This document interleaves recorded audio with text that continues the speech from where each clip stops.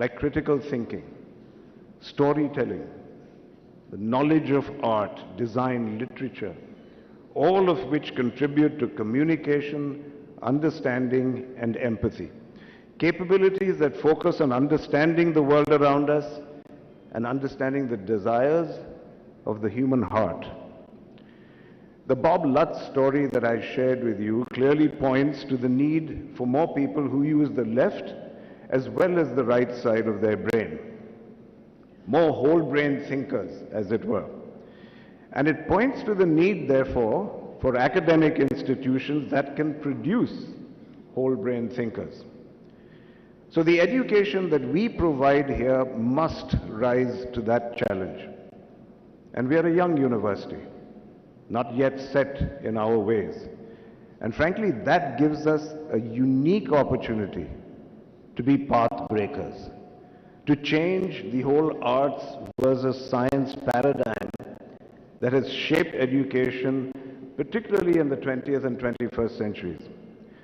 Now, the Vice Chancellor told us that we will soon start a School of Media and Liberal Arts next year. But we need to build a School of Liberal Arts with a difference. I've served on some boards of some fine educational institutions overseas. But I have to say, even in those institutions, humanities is nothing but just one more separated silo. It's not an integrated part of every course or school. And can we be different? Can we integrate both the sciences and the humanities into all our disciplines so that we as a university are known not just for producing thinkers, movers and shakers and successful professionals, but also well-rounded, good human beings. Good human beings who use their whole brain and have what it takes to succeed in any field of endeavor.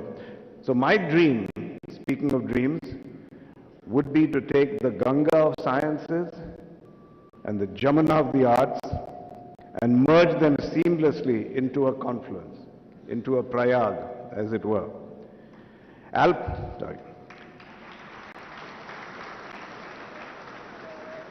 Albert Einstein said, "Education is what is left after you have forgotten everything that you learnt in school." It is my fondest hope, ladies and gentlemen, that what our alumni retain with them when all else is forgotten is the experience of that Prayag, and that they will cherish it as a deep and lasting contribution to their lives. Thank you, Jalil.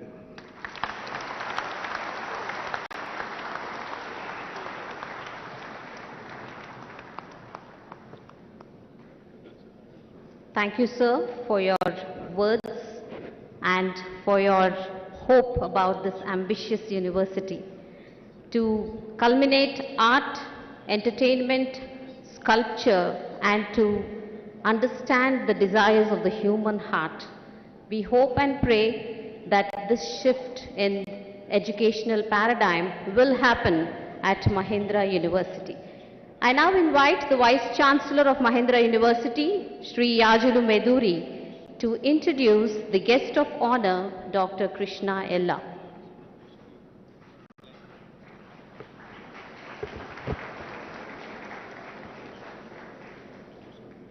Ladies and gentlemen, it gives me great pleasure. I'm privileged to introduce Dr. Krishna Ella, an alumnus of University of Wisconsin at Madison, USA, leading scientist and successful entrepreneur in the field of vaccines. A scientist by heart and driven by a firm conviction that today's neglected diseases will become tomorrow's pandemics, Dr. Ella endeavors to develop technologies to provide innovative and affordable solutions for neglected diseases.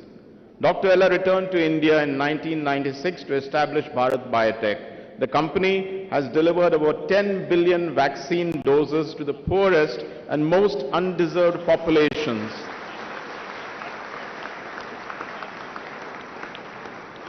In over 123 developing countries through UNICEF and Gavi.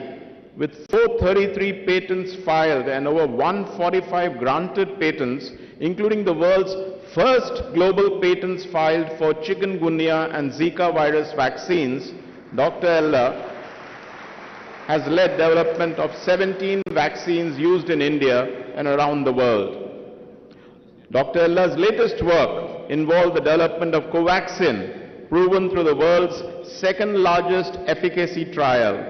It is India's first and the world's fourth SARS-CoV-2 vaccine after the US and UK that not only saved countless lives but also demonstrated India's indigenous vaccine development capabilities and is priced as low as $3 a dose, only $3 a dose.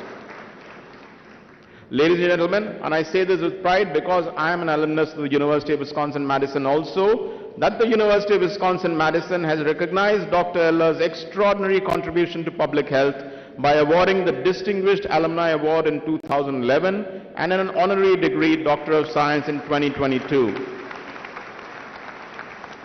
For his incomparable contributions to the society and industry, the Republic of India in 2022 conferred him with the Padma Bhushan, the country's third highest civilian award.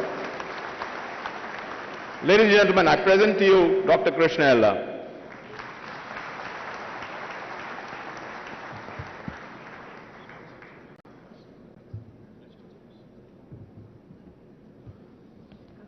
Really honored to be here. It looks awkward when they read about yourself. So really, and I think, I want to thank respected our Ramarao Garu. And I think our Anand Mahindra said, Gurnani said, Nalanda University started in Bihar and Takshashila was also Bihar. And I think we lost out the innovation of education. But I hope now it re-emerges back from Mahindra University from Telangana. I want to thank Anand Mahindra, Professor Meduri, and Gurnani, Vinit Nair Saab, and Jayesh Ranjan, and all the executive committee board, advisory council, faculty, staff, parents, students, and all the parents. Particularly, I should be grateful to, because you all should be grateful to your parents. More important, that's very important. I'll tell you why. My address is going to be on innovation and entrepreneurship. We don't grow as a developed nation unless we have a higher GDP growth, unless double digit. The double digit growth can come only on innovation.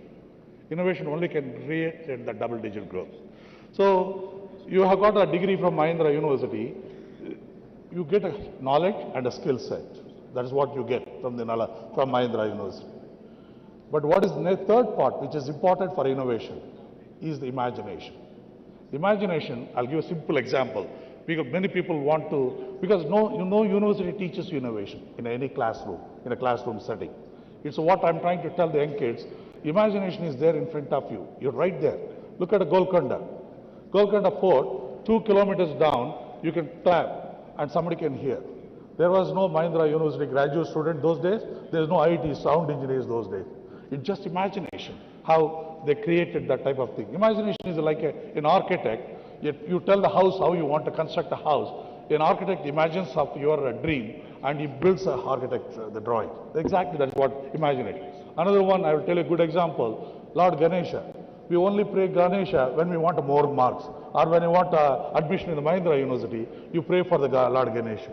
But you don't look at it in a scientific angle. It's a transplantation, head transplant, an elephant head transplanted on the human.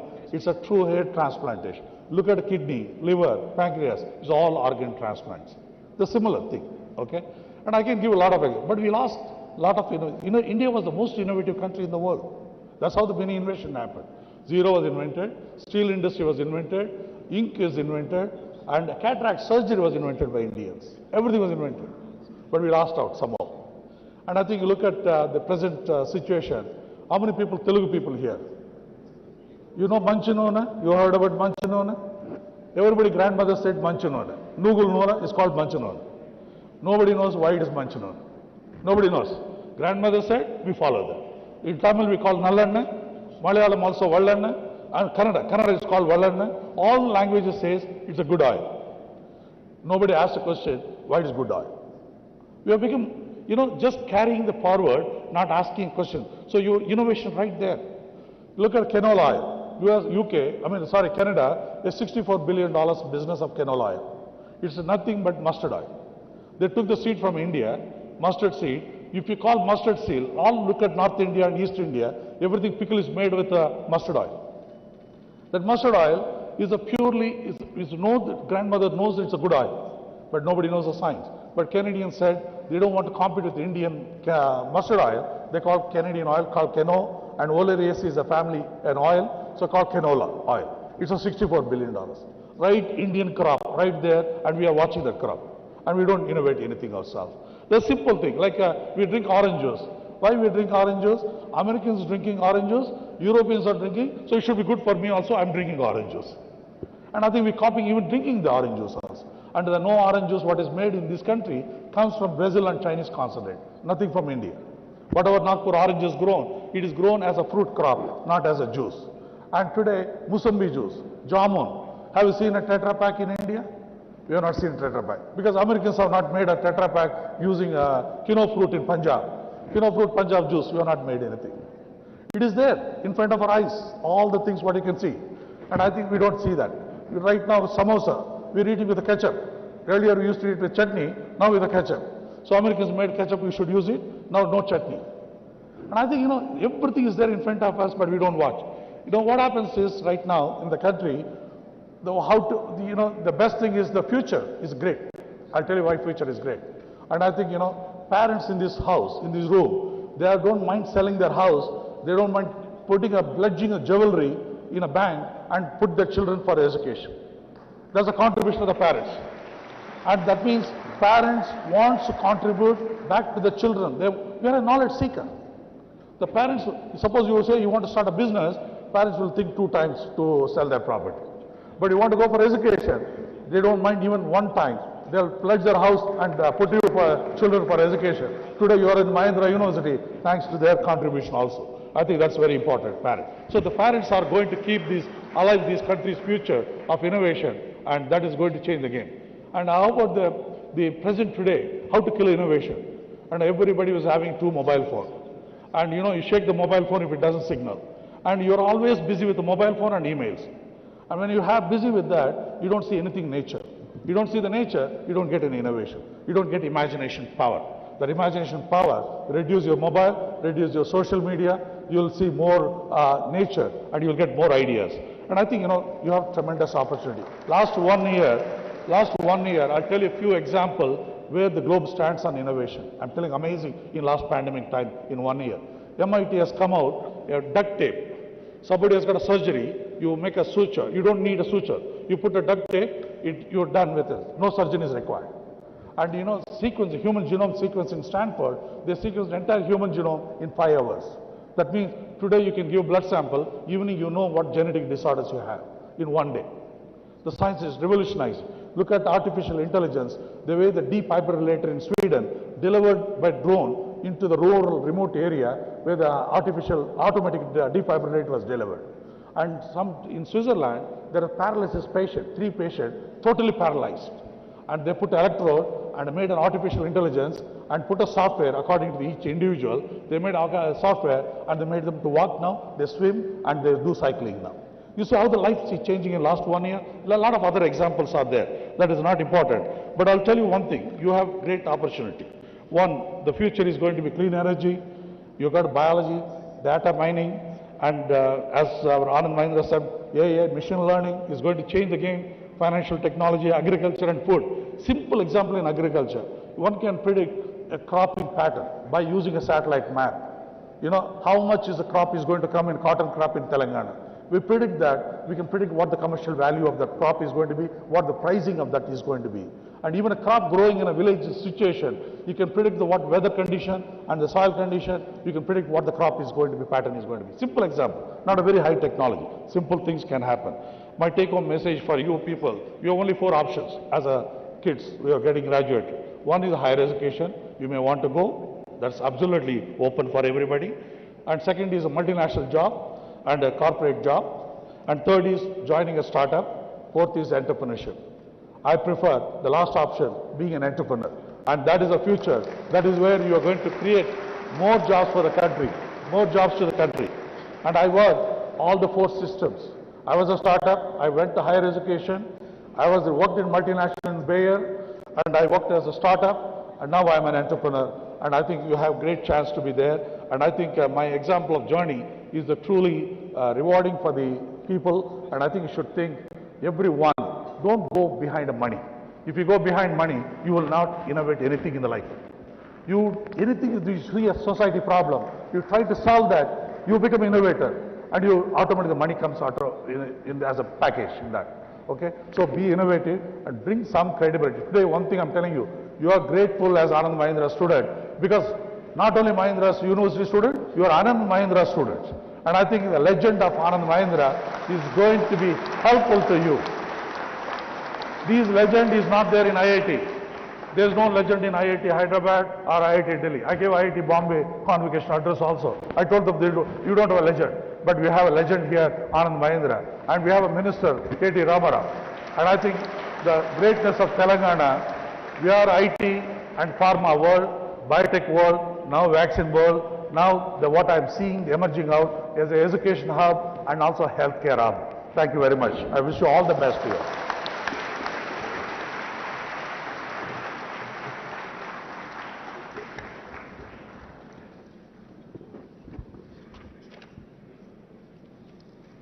Thank you, sir, for your inspiring speech, touching upon words like imagination, innovation, revolution, and entrepreneurship.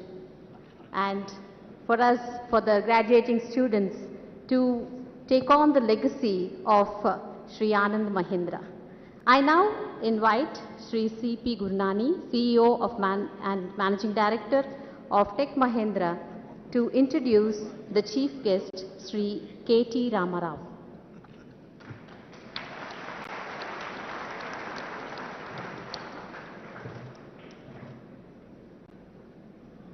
Hi, good morning again. So, most of you probably know our chief guest a lot better through his witty answers on the various news channels and interviews. You know him as a visionary. Most of you have also known him as a tireless soldier and the president of the party. So I thought, I'm going to actually share with you how I got to know him and why I consider our chief guest to be the master of energy, master of innovation, master of inspiration, and in a lot of ways, a master creator of the new Telangana.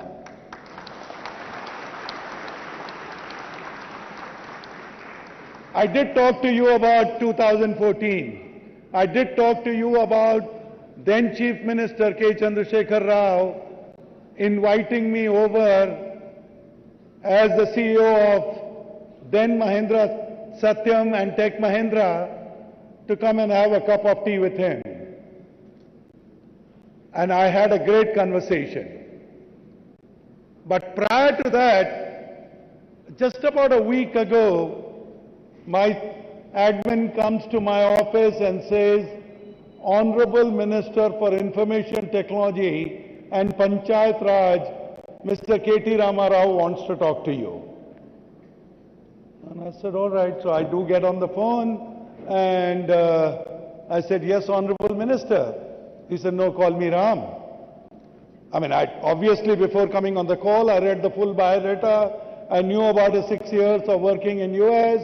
I knew about his education in Hyderabad till graduation and further education in US, but I didn't expect an informality of somebody saying, call me Ram.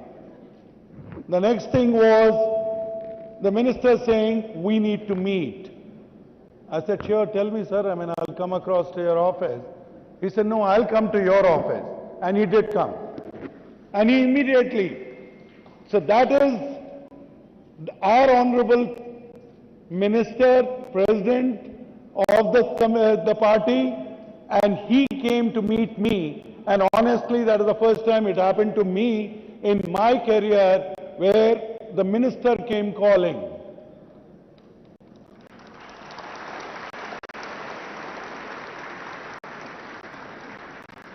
The important part was not only just the minister coming calling. The minister was prepared. That is, KTR was prepared.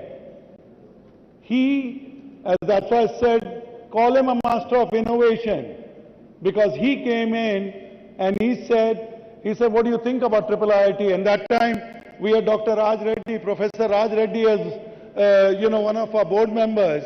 And as many of you would remember, Professor Raj Reddy was the founder of IIIT. So I said, oh, that's great. I mean, it's a great institution. I've been there a few times. He said, what can we do to make Hyderabad the innovation capital of the world? Now, that is where his vision is. And so what you see T-Hub today, and why T-Hub is different is not because government created it. He actually empowered 5 of us, along with Jayesh Ranjan, to create it. The initial investment, government's investment was 42 crores for the infrastructure, 5 crores, and the matching funds had to be given by us. So 1 crore each, I don't know, Jayesh, if I remember it correctly, 1 crore each, 5 of us contributed, and what you see as the innovation capital of the world, AI capital of the world, and in a lot of ways, the metaverse capital of the world, and the T-Hub that you just recently saw the inauguration, 350 crore campus, that is all because KTR is a master of innovation.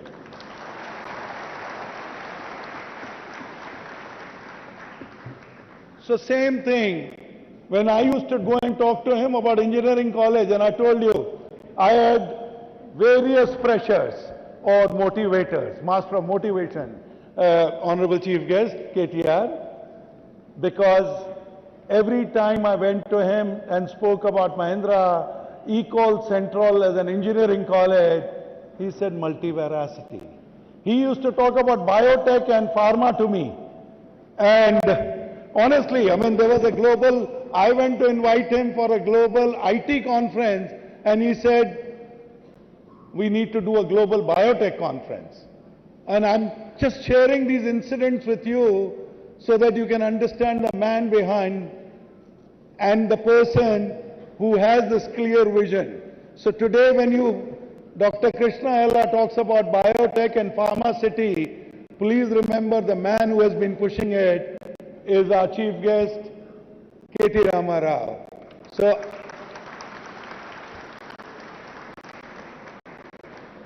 he would claim he has more stories on me. I promise you I have more stories on him. But today is not the day to trade stories. It's my honor, and on behalf of all of you, let's welcome the chief guest, KT Rama Rao.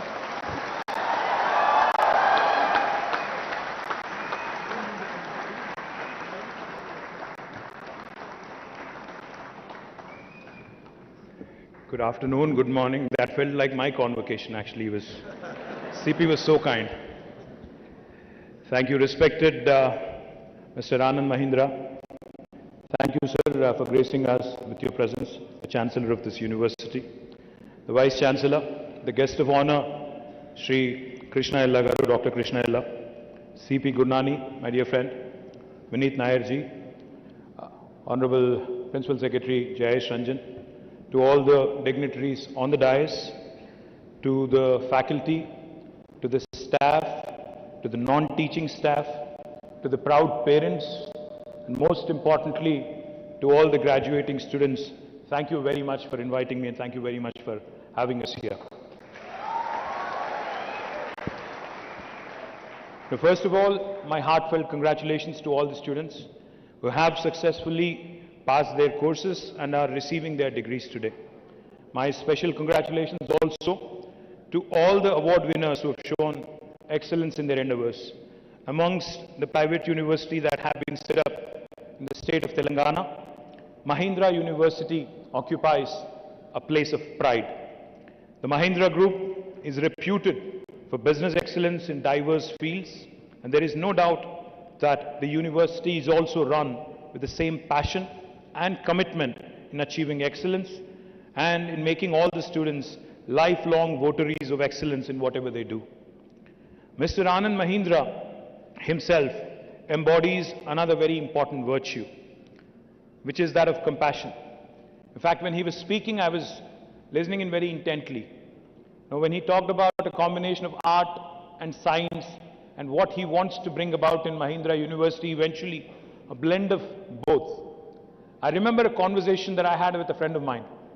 Now, this friend of mine had told me that there are two kinds of people in the world: artists, and then there are the scientists. Artists who think with their heart, and scientists who basically let their mind dominate. I think what Mr. Anand Mahindra was alluding to today is he wants Mahindra University to create that new blend, that new breed of people, which is a good combination of heart and mind, which is a blend of art and science, a new breed which is a combination of artists and scientists, and hopefully all of you and the future classes of Mahindra University, future students of Mahindra University will become an embodiment of that. Good luck to you, sir, on that effort, and I hope you'll set a benchmark. I hope you'll raise the bar in India for other universities, for other academic institutions. Mr. Mahindra's life has been spent in making our country proud by coming out with products and services that are truly world-class. He's a visionary in that many of his ideas are futuristic, anticipating the needs of the world decades ahead of time. I'm sure that the university also has fostered a strong culture of compassion, innovation, and inquisitiveness in the hearts and minds of all the students here. Young India, I call India young because, as you all know, if you look at our population today, 1.4 billion India, 50% of India is less than the age of 27. 65% of India is less than the age of 35. That's why I call our country a young country. As the world is getting older, India is getting younger. And youth in our country especially are brimming with ideas, are brimming with energy, are wanting to take on the world and have an aspiration that is truly global. They have a voice and want to be heard across the world. They are no more passive observers of events going by, but possess a strong desire to be at the center stage and make a difference and an impact globally. In a way, this augurs very well for the country as we are very close to the cherished milestone of 75 years of independence of our glorious nation. These milestones are also occasions when we have to think about our future and how we collectively intend to make the future much more than what the past has been. The youth are going to shape the future immensely. Not only our country's future, but Indian youth have the unique ability and the unique opportunity of shaping the future of the modern world. The youth and how we groom them today, what ideals and aspirations we sow in their hearts and minds, and what kind of responsibilities we bestow upon them at an early age will matter the most in how young people will contribute to the noble task of nation building. While our country, India, has done rather well in the last 75 years in general, yet the reality is we are still a developing nation. We are still, by global standards, a third world country. Somewhere or the other, we seem to have lost track of the most important priorities and have focused on issues that distract us and cause divisiveness amongst ourselves. Let me share a piece of statistic which might be of interest to you. Back in 1987, about 35 years ago, when most of you were not born here, actually all of you were not born here, India and China, countries of similar size in terms of population, had a similar size of economy as well. $470 billion, exactly the same size. But Cut to 35 years later, today China is at $16 trillion GDP and India is only at $3 trillion. And we still keep dreaming the 5 trillion dream. Now, I don't want to point fingers. I don't want to say anything which is political, but I have to say this.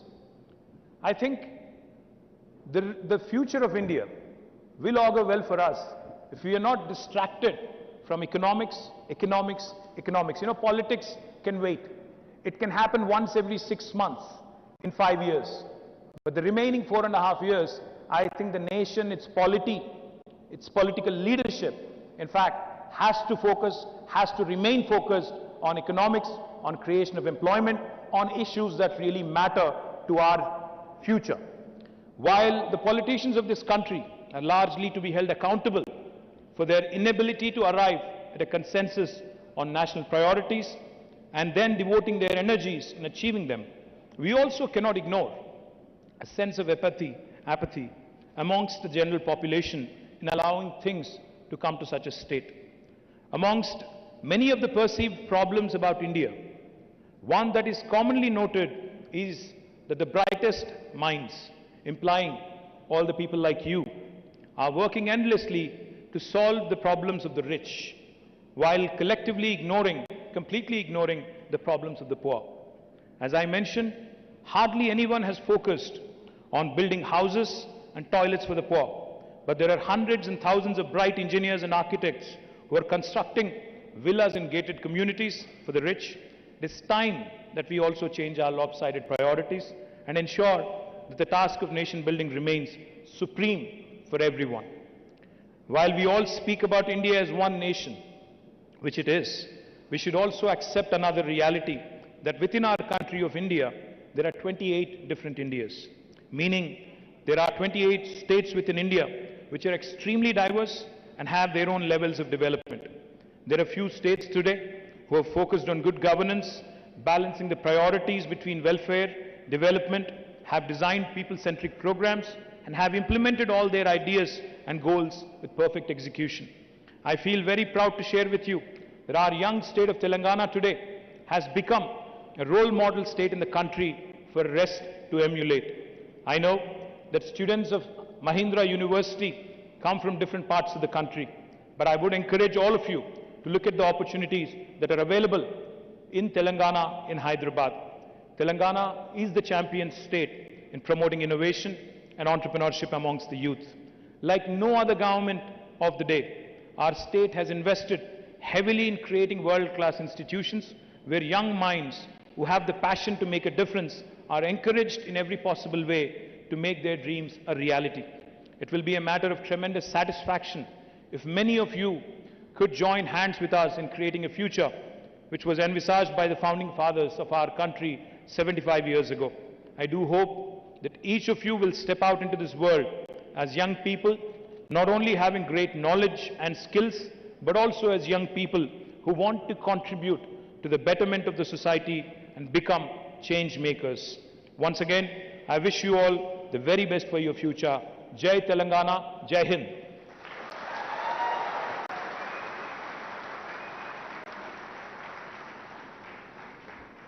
Thank you, sir, for your sharing your mind, expressing your desire for all the graduating students to join hands so that the development paradigm is shifted towards the poor. I now request,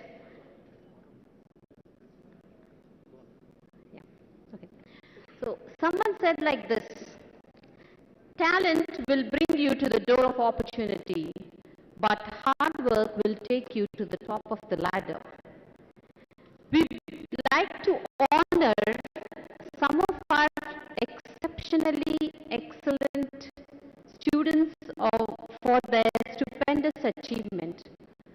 Their hard work / smart work, determination and perseverance is being paid off today. I request the Vice Chancellor to announce the names of the outstanding students of 2016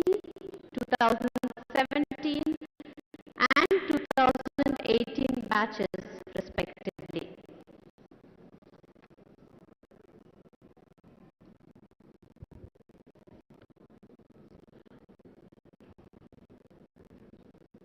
Can I request our Honorable Chief Guest, KTR Garu, to do the medal presentation? Yes, sir. Yes, sir.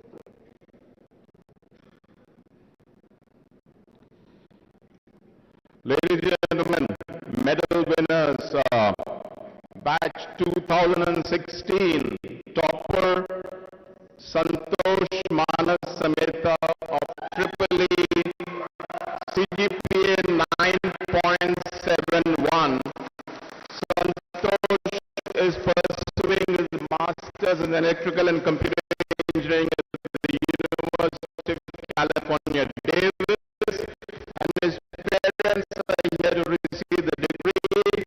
Mr. Subramaniam, Mrs. Rajalakshmi Dasri. Big hand, please. Big hand.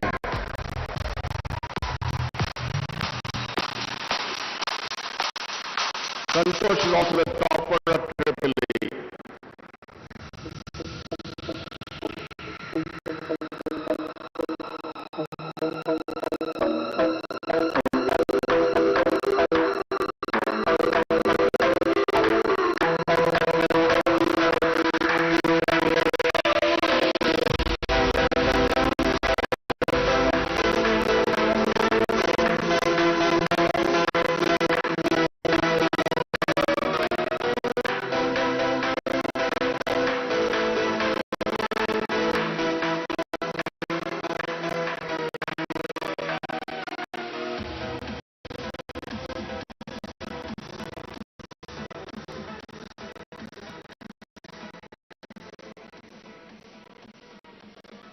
Thank you, sir. Thank you, ma'am.